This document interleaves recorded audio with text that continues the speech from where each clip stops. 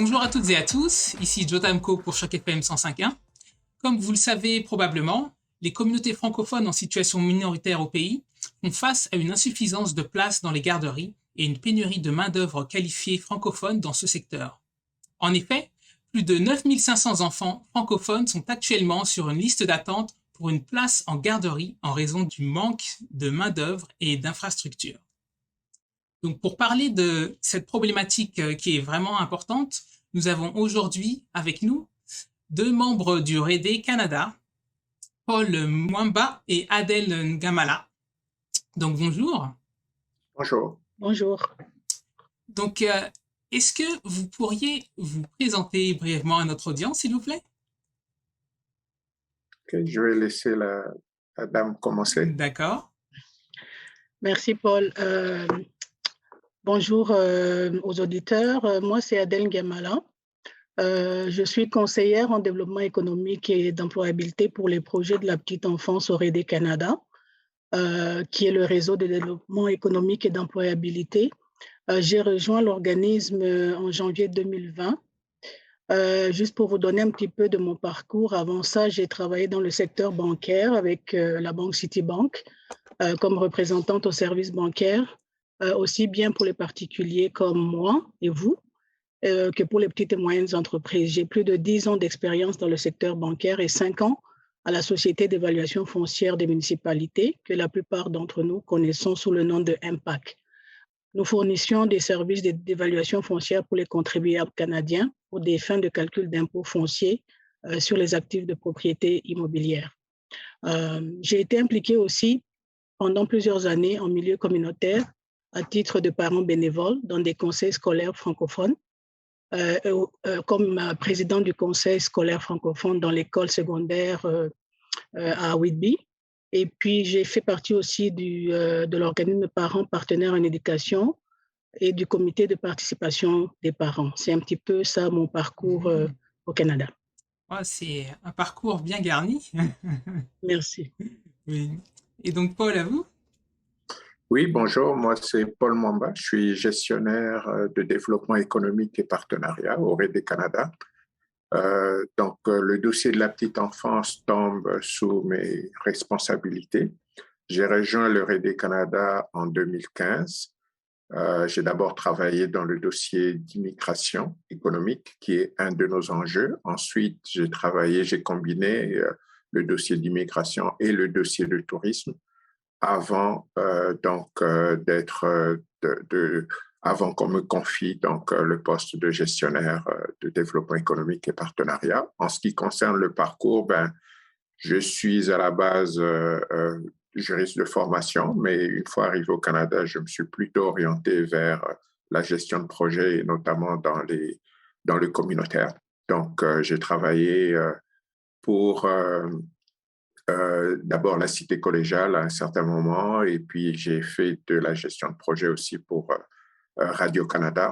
Et ensuite, j'ai rejoint le centre francophone de Durham, où j'ai travaillé comme gestionnaire de projet en employabilité avant de rejoindre le REDE Canada en 2015, comme j'ai dit tout à l'heure, premièrement sur le dossier d'immigration. D'accord, je vois, vous êtes vraiment bien implanté dans la communauté. Oui. Voilà. Et donc, ce qui me ramène à la prochaine question, en fait, c'est qu'est-ce que le REDE Canada exactement et quel est son mandat? OK. Alors, REDE Canada, c'est comme le nom l'indique, donc le réseau de développement économique et d'employabilité.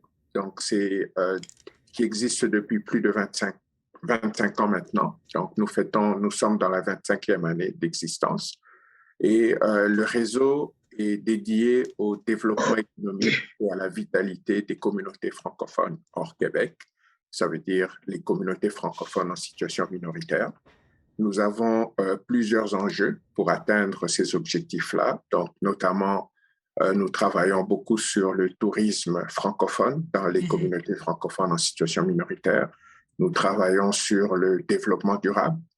Nous travaillons également sur l'immigration économique et nous travaillons sur la jeunesse économique. Et récemment, le dossier de la petite enfance s'est imposé comme un dossier aussi important. Voilà, donc le REDE Canada, c'est un réseau d'abord qui comprend 12 membres qui sont dans les provinces et territoires, dans les 12 provinces et territoires hors Québec.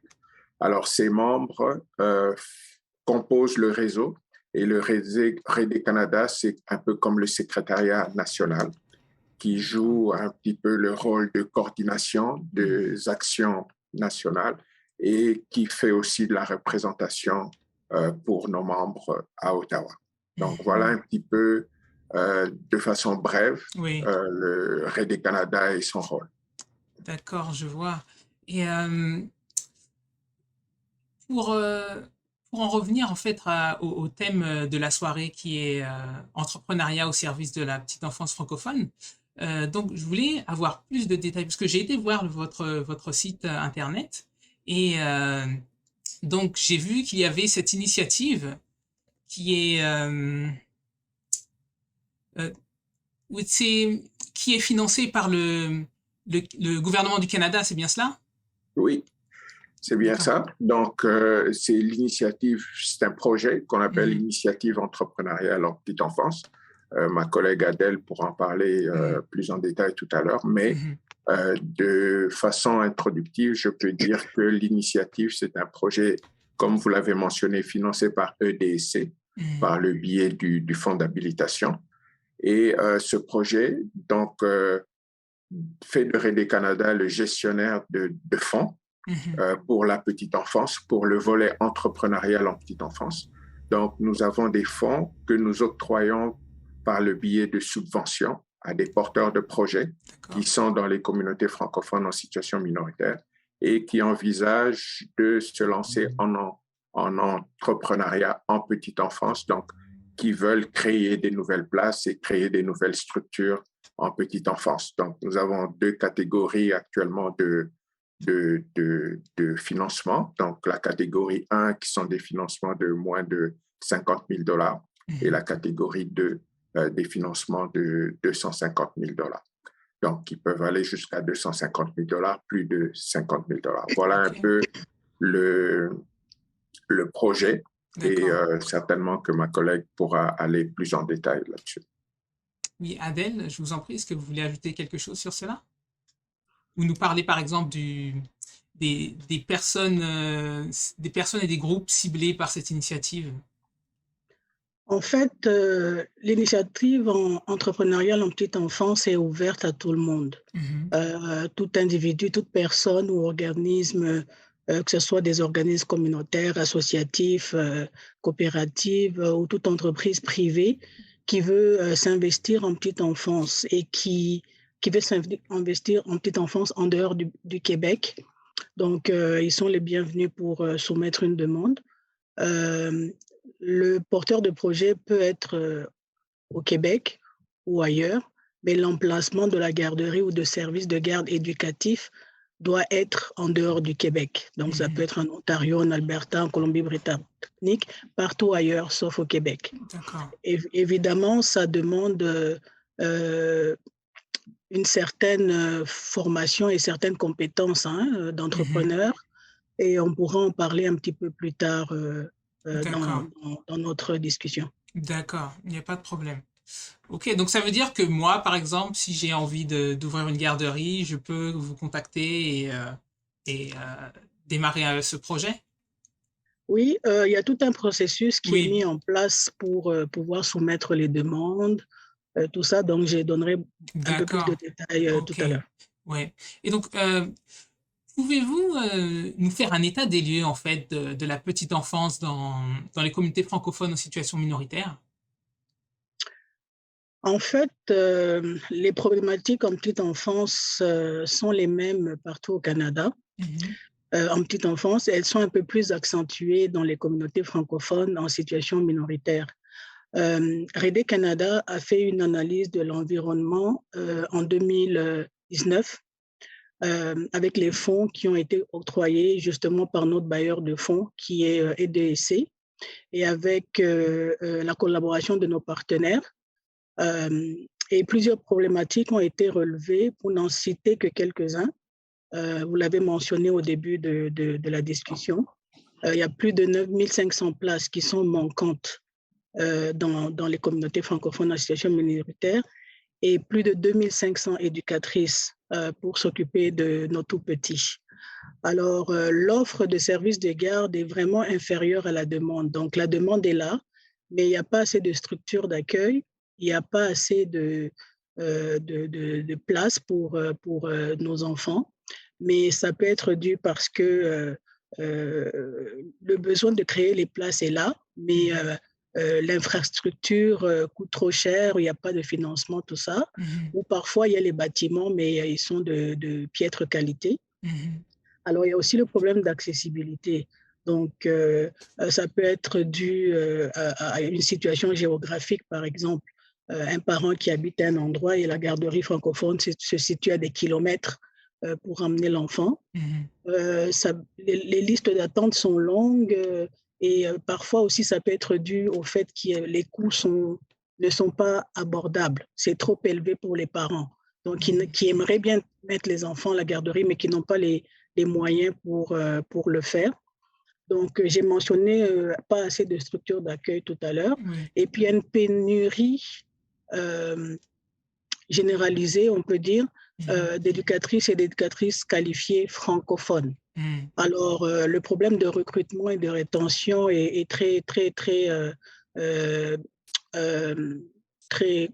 est rencontré un peu partout dans les communautés francophones en situation minoritaire. Et puis, il y a aussi le problème de formation et de perfectionnement professionnel. Donc, ça, on peut le voir aussi par le portrait qui a été fait, le portrait national qui a été fait en formation par l'Association des collèges et des universités francophones du Canada, qui en parle largement. Alors, le financement dans la plupart des provinces et territoires repose essentiellement sur les frais qui sont payés par les parents, à l'exception du Québec, Manitoba, l'île du Prince-Édouard, qui, eux, bénéficient de subventions provinciales. Donc, le manque de financement, ça, c'est un problème aussi majeur qui a été relevé dans l'étude environnementale. Donc, je vous ai donné juste là quelques problématiques pour la situation un peu en petite enfance actuellement. D'accord, ouais, je vois. Ça a l'air quand même très, très grave et assez complexe comme situation. Mais en fait, ce sont les faits qui sont réels. On ne peut pas se voiler la face. Il faut juste venir avec des solutions. Et une des solutions, c'est l'initiative entrepreneuriale en petite enfance, justement, pour essayer de tacler un peu certaines de ces problématiques. Oui. Et en général, quels sont les défis rencontrés par les parents francophones qui veulent inscrire leurs enfants dans des garderies? Et ouais. Bon, les défis, c'est souvent d'abord le manque de place. Tout à l'heure, on en a parlé. Donc, il y a 9500 places manquantes, mais ça, ce sont des constats qui ont été faits avant la pandémie. Donc, avec cette pandémie ici, certainement que la situation s'est empirée. Et aussi, c'est souvent une question de coût. Donc, les coûts, par exemple, en Ontario, sont très élevés pour les parents. Et il y a aussi une question parfois de la qualité des services. Donc, ce n'est pas seulement une question de place, ce n'est pas seulement une question de coût, mais parfois aussi une question de qualité, parce que la petite enfance ou les services de garde font partie du continuum en éducation. Ce n'est pas juste des gens qui vont juste garder les enfants, ce sont des gens qui donnent la base aux enfants. Donc, il faudrait qu'il y ait une certaine qualité là-dessus. Donc, je dirais le prix, le manque de place et puis la qualité des services. Ce sont des problèmes que rencontrent les parents. OK. Ce que je pourrais ajouter aussi, c'est que la plupart des garderies ne fonctionnent pas à pleine capacité à cause du manque d'éducatrices francophones qualifiées. Donc, il y a un problème de rétention.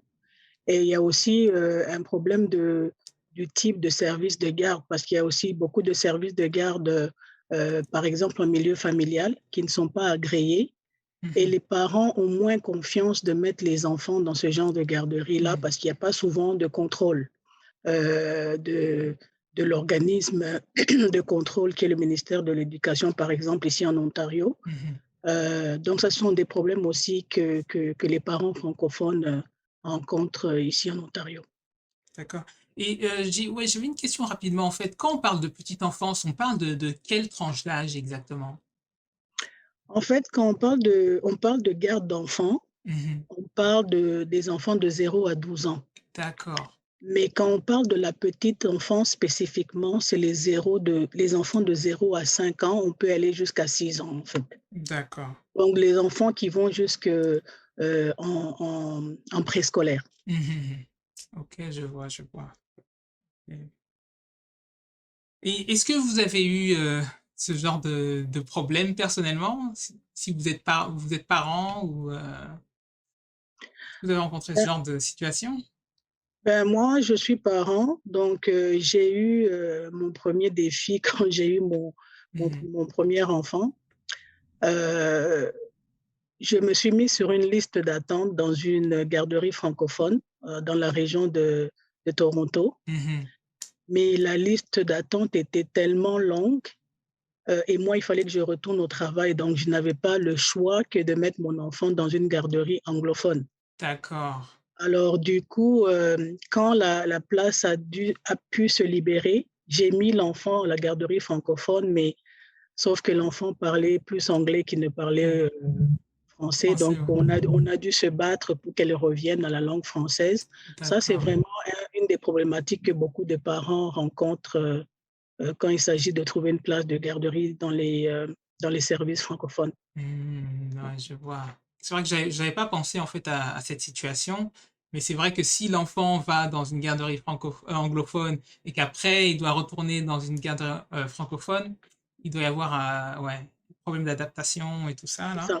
Ouais. Oui, et d'ailleurs, c'est pour ça que on met l'emphase sur les services de garde en français, Mhm. parce que ça fait partie de la construction identitaire des enfants et de la survie des communautés francophones en situation minoritaire. Parce que si l'enfant apprend dès le bas âge à utiliser le français, il construit Mhm. son identité francophone et ça renforce les communautés francophones.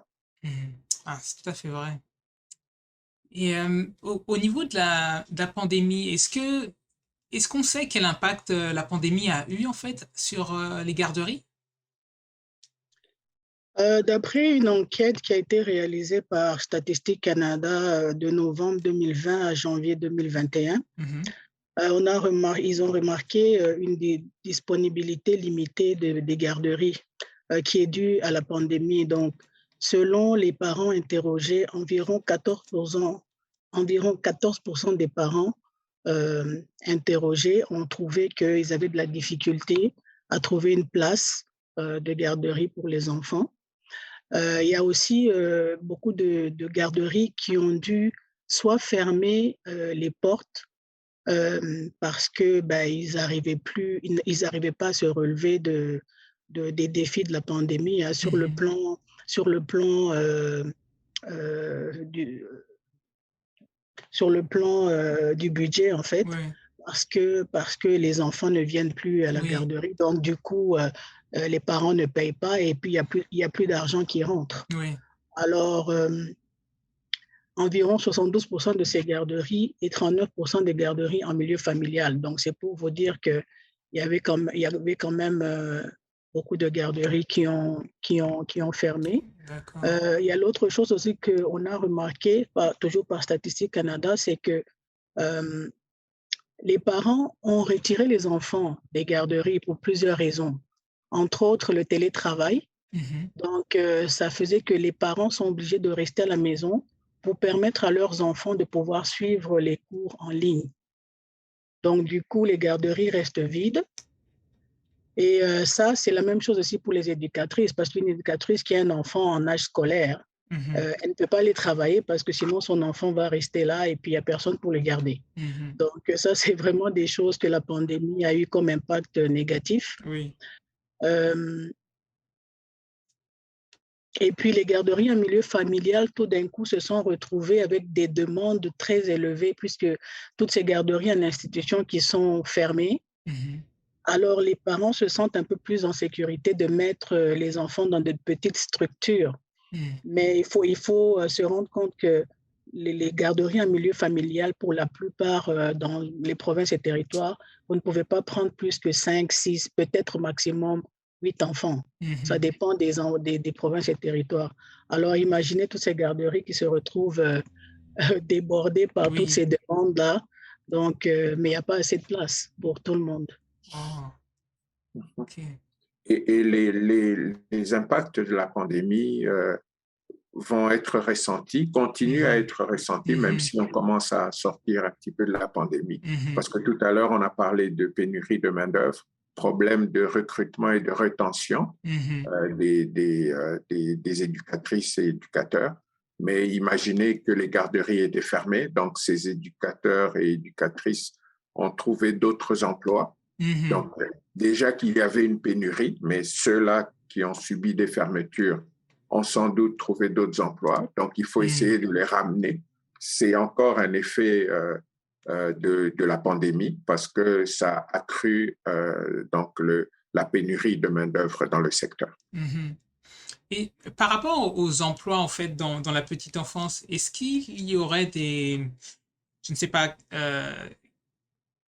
certaines tâches à réaliser qui seraient difficiles et qui rendraient peut-être, qui feraient en sorte que les personnes ne souhaitent pas, euh, ne souhaitent pas en fait aller dans cette direction? Est-ce qu'il y a des choses comme ça, des difficultés au niveau du travail?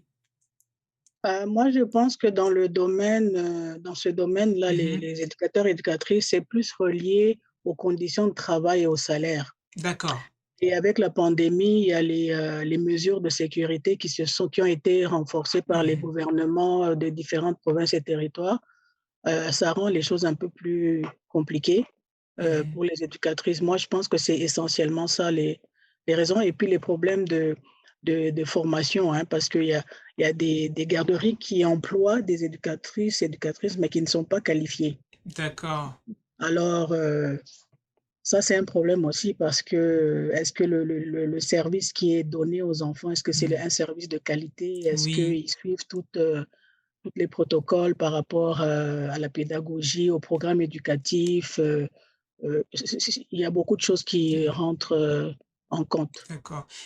Alors, Oui, excusez-moi, allez-y. ouais, comme a dit ma collègue, donc pour ajouter à ça, peut-être qu'il faut aussi, donc c'est vraiment les conditions de travail et le salaire. Mhm. Et puis, il y a une particularité pour les communautés francophones en Mhm. situation minoritaire parce que la pénurie est encore plus accentuée chez les francophones Mhm. parce qu'il y a aussi une compétition avec les anglophones. Oui. C'est-à-dire souvent les francophones en situation minoritaire sont bilingues, donc ils peuvent travailler autant chez les anglophones que les francophones. Mhm. Et lorsque les anglophones offrent un meilleur salaire, ben, Mhm. ça augmente la pénurie ou ça accentue la pénurie chez les francophones. Donc ça, c'est une particularité pour les francophones en situation minoritaire. D'accord. Quels sont les critères d'admissibilité pour soumettre un projet et comment s'y prendre exactement? Alors d'abord, il faut que le projet réponde à l'objectif de l'initiative entrepreneuriale en petite enfance, qui est de Mhm. développer et de renforcer l'entrepreneuriat en petite enfance dans le but de créer de nouvelles places en français dans les garderies qui sont situées dans toutes les communautés francophones en situation minoritaire en dehors du Québec. Mhm. Il faut que la garderie soit francophone. Donc, la garderie doit être francophone.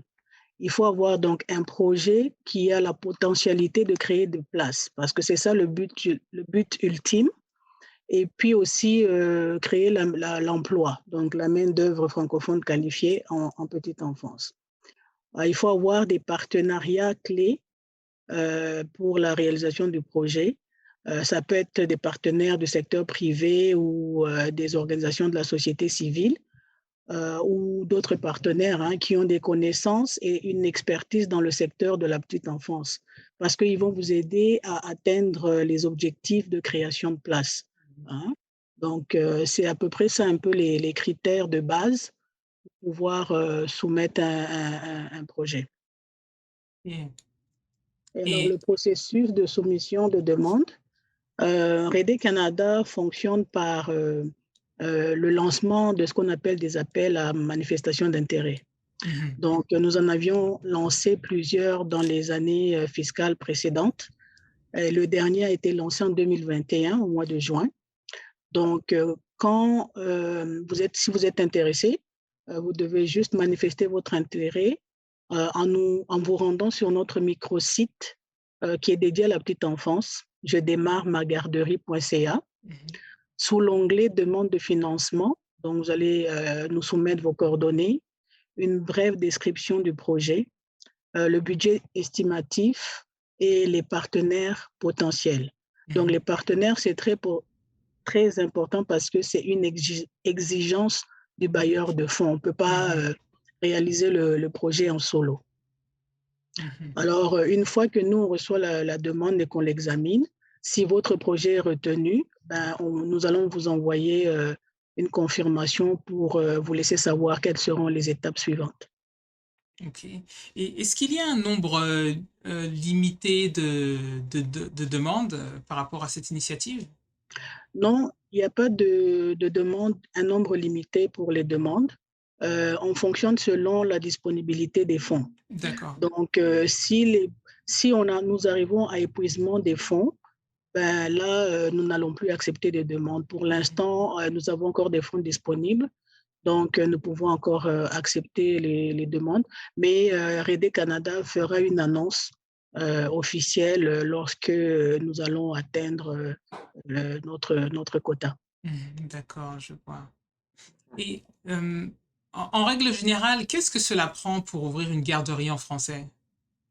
En termes d'énergie, de financement, de finances? Ben, je pense que cette question doit être posée aux acteurs sur le terrain qui sont plus aptes à y répondre. Mais Mhm. en termes généraux, je dirais qu'il faut d'abord parler français parce Mhm. que ça, c'est dans le but de transmettre la langue et l'identité francophone aux tout petits, Mhm. être capable de communiquer avec les parents. Hein. Il faut avoir l'idée, d'abord avoir l'idée même d'ouvrir une garderie, l'amour pour les enfants et beaucoup de temps et de volonté Oui. parce que on peut être vite épuisé par le processus qui est long et périlleux. Alors, juste pour obtenir la licence, ça peut prendre en moyenne 6 mois, une année. Et Mhm. ça a été exacerbé avec la pandémie. Donc, avec la pandémie, ça peut prendre encore plus longtemps. Mhm. Alors, il faut connaître les besoins de sa communauté, connaître les besoins, savoir quelle structure que sa garderie va avoir. Est-ce qu'on veut faire une garderie en milieu familial, en institution? Est-ce qu'on veut faire une garderie sans but lucratif? Est-ce que c'est une coopérative? Est-ce que c'est une garderie privée? Ça, c'est des choses qu'il faut savoir. Mhm. Alors, il faut entreprendre les démarches pour obtenir la licence et le permis d'exploitation, connaître les lois et les réglementations du secteur de la petite enfance, santé, sécurité, alimentation, programmes pédagogiques et éducatifs, ça c'est important. Il faut s'outiller de ce que cela prend pour être un bon entrepreneur en petite enfance avant d'ouvrir son entreprise. Donc, il y a des formations, des ateliers webinaires qui sont disponibles au travers nos membres dans les différentes provinces et territoires. En Ontario, c'est la SCO, la Société économique de l'Ontario, qui donne ce genre de service. Alors, ils offrent donc de l'accompagnement entrepreneurial, se faire accompagner dans le processus de création de son entreprise est capital. Par exemple, vous avez besoin de faire des études de faisabilité de marché, des plans d'affaires qui vous permettront d'aller chercher du financement.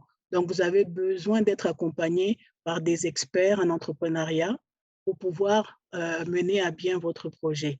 En ce qui concerne les garderies en milieu familial, en moyenne, ça prend environ 5 000 $ pour Mhm. ouvrir une garderie.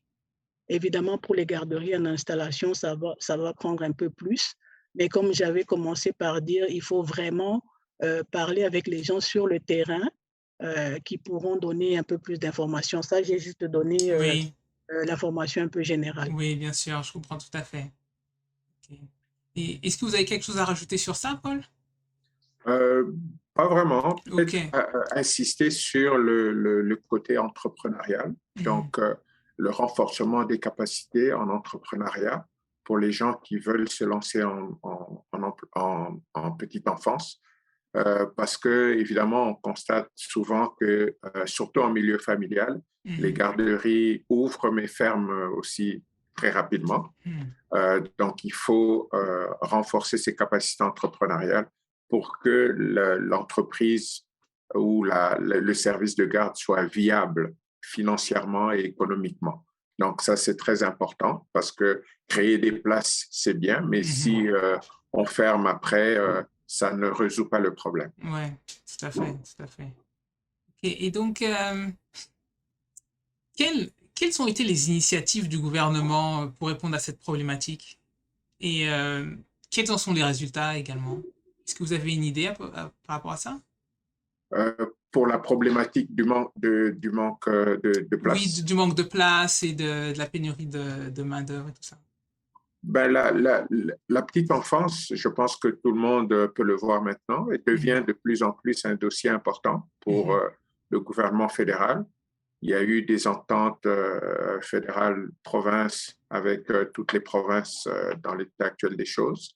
Et il y a des initiatives comme l'initiative entrepreneuriale qui sont financées justement pour essayer de résoudre le problème. Alors le gouvernement, je pense, agit aussi particulièrement avec les communautés francophones en situation minoritaire, Mhm. notamment par notre projet, parce qu'il y a des spécificités particulières avec nos communautés.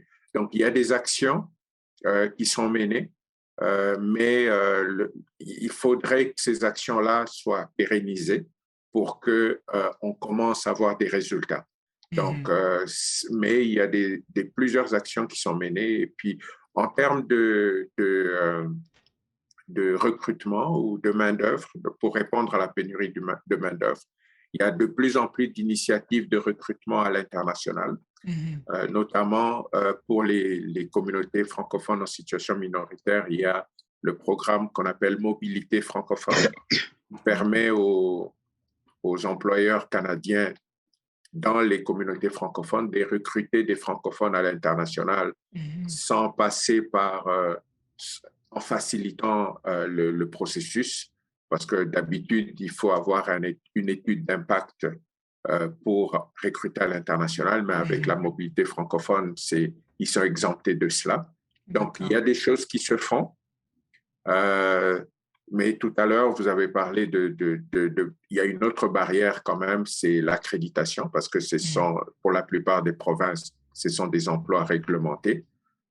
Donc, il y a encore du travail à faire, mais on peut se dire qu'on est dans la bonne voie Mhm. et les choses se font et commencent à bouger pour résorber ce problème. D'accord. Et je voudrais revenir à justement l'une des initiatives du gouvernement, c'est sur l'impact. J'aurais voulu savoir en fait quel est l'impact des garderies à 10 dollars sur par rapport au projet et aussi par rapport à cette problématique.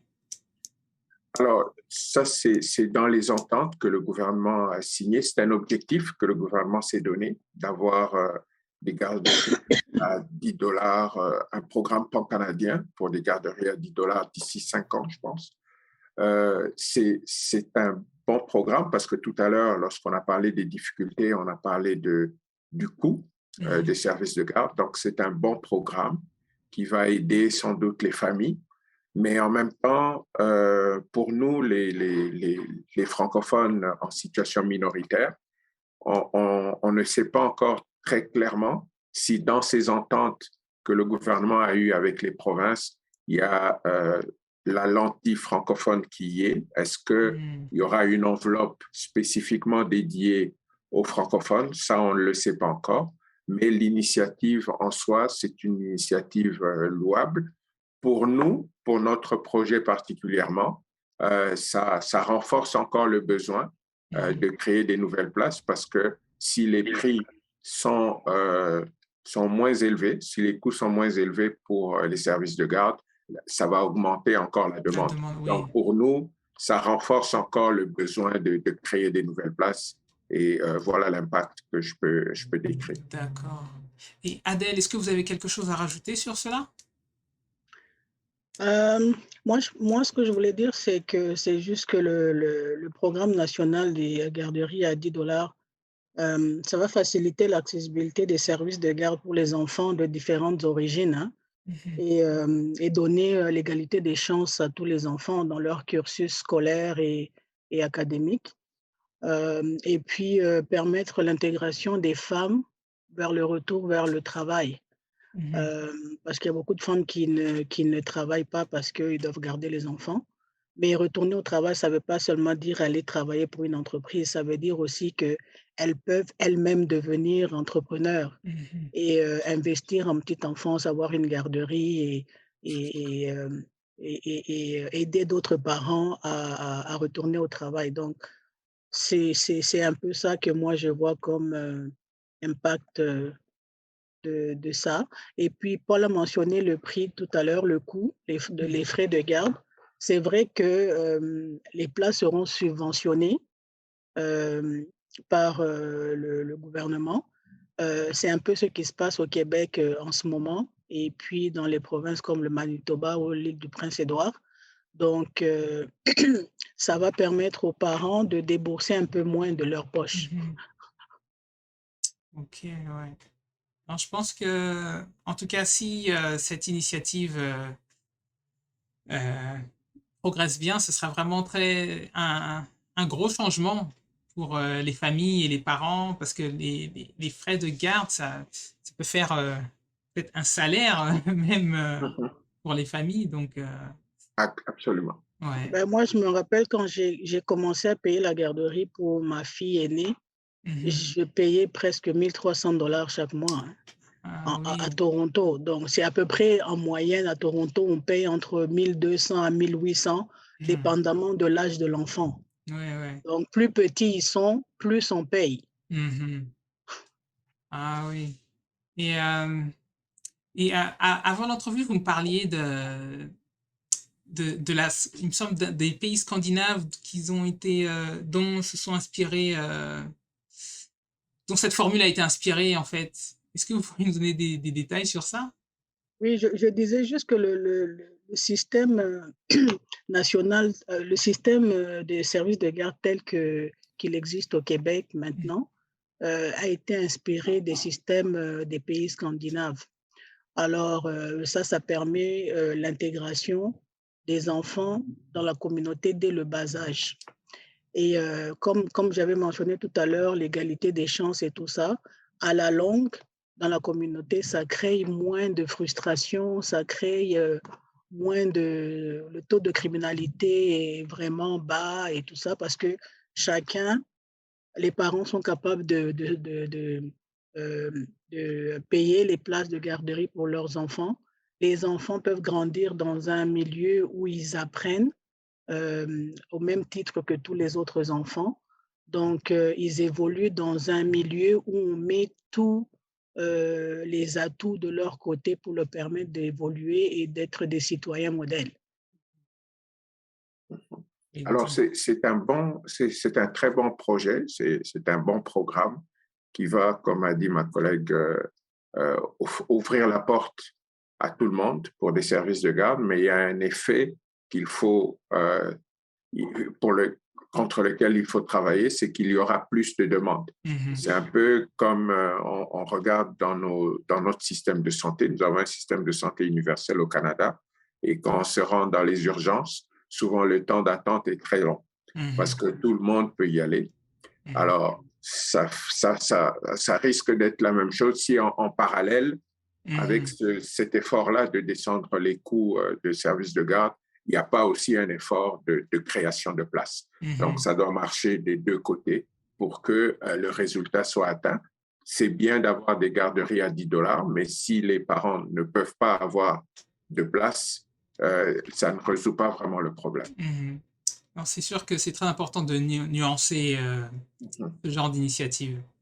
Ok, donc nous arrivons à la fin de notre entretien. Donc je souhaiterais savoir si vous avez quelque chose à ajouter pour l'audience de Choc FM?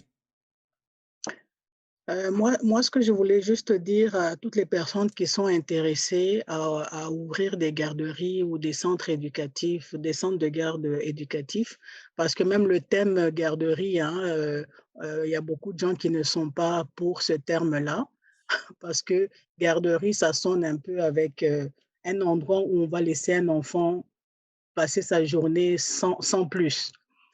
Par contre, un centre de garde éducatif, c'est un endroit qui stimule un peu le côté cognitif de l'enfant, hein. Il apprend, il sait comment vivre en société et tout ça, tout ça. Donc, si vous êtes intéressé par ce projet, je voulais juste vous dire que vous n'êtes pas seul. On a des systèmes en place pour vous accompagner. J'insiste beaucoup sur le fait que le REDE Canada, à travers ses membres, qui sont présents dans chaque province et territoire en dehors du Québec. Ils sont des experts en entrepreneuriat. Ils sont là pour vous aider. Ils ont des formations en place.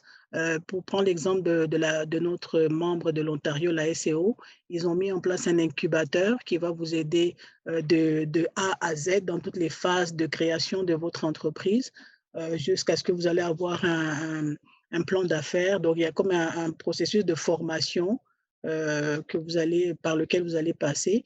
Donc, vous n'allez pas être seul. Vous allez avoir euh, des connaissances, vous allez acquérir des compétences pour pouvoir mener à bien votre projet et pouvoir, une fois que créé, pouvoir continuer à le gérer comme il faut et à le rentabiliser.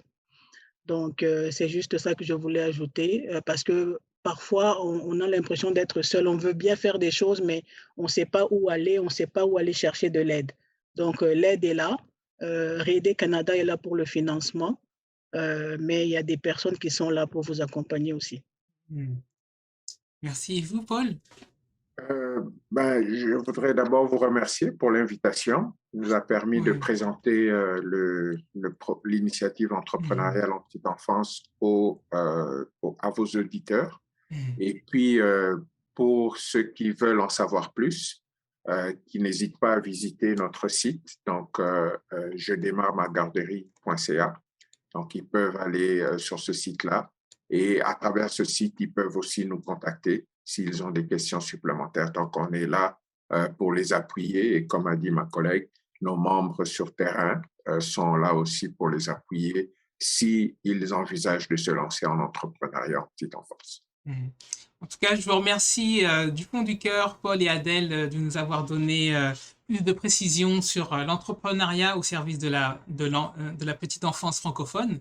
Et je pense que c'est vraiment un sujet, une problématique très importante et on devrait en parler davantage. Donc, n'hésitez pas à nous contacter si vous voulez que nous continuions la conversation. Et donc, je vous souhaite une très bonne soirée. Je remercie toute l'équipe de Choc FM et toute l'équipe du REDE qui nous a aidé à mettre en place cette émission. Et donc, je vous dis au revoir et bonne soirée. Merci beaucoup, Joe. Bonne soirée à vous. Bonne soirée. Au revoir.